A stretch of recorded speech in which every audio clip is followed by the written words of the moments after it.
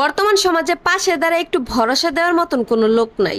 সামনে দাঁড়ায় যে পথ দেখাইবো সেই লোকটাও নাই, কিন্তু পিছনে বদনাম করার লোকের অভাব নাই। লম্বা সুতা আর লম্বা কথা সব সময় এলোমেলো হয়ে যায়, তাই সুতা যত গুছিয়ে রাখা যায় আর কথা যত কম বলা যায় ততই ভালো। লুঙ্গিতে যদি আগুন লাগে তাইলে লুঙ্গি খুললেও বিপদ, না খুললেও বিপদ। ঠিক তেমনি সমাজে কিছু কিছু মানুষ আছে যাদের সাথে সম্পর্ক রাখলেও বিপদ, না রাখলেও বিপদ।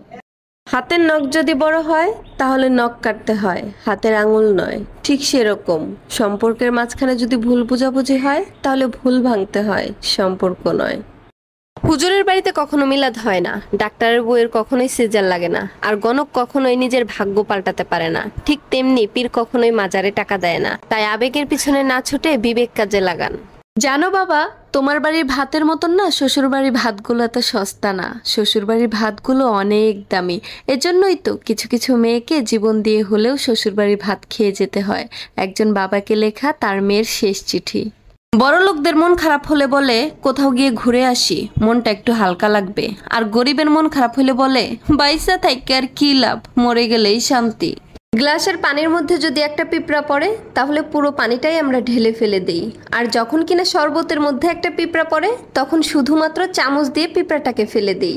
বাস্তবে আমরা সবাই লোভী, শুধুমাত্র সময়ের অভাবে সৎ।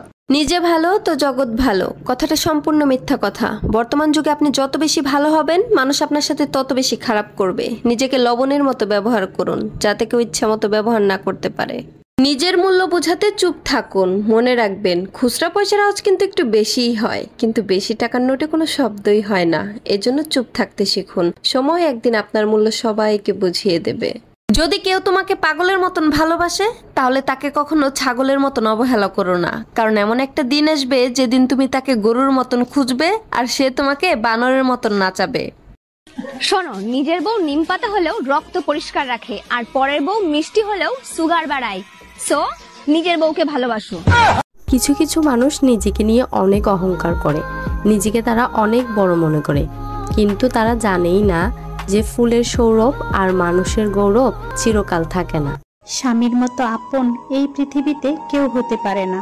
স্বামী নামের এই মানুষটাকে কখনো টাকার গাছ ভেবো না। স্বামীকে সবসময় মাথার উপরে ছায়া হয়ে থাকা বট গাছ মনে করবে। এই বট গাছটা যতদিন তোমার উপরে ছায়া দিবে ততদিনই বাবার বাড়ি, শ্বশুর বাড়ি সব মানুষের কাছে তোমার মূল্য থাকবে।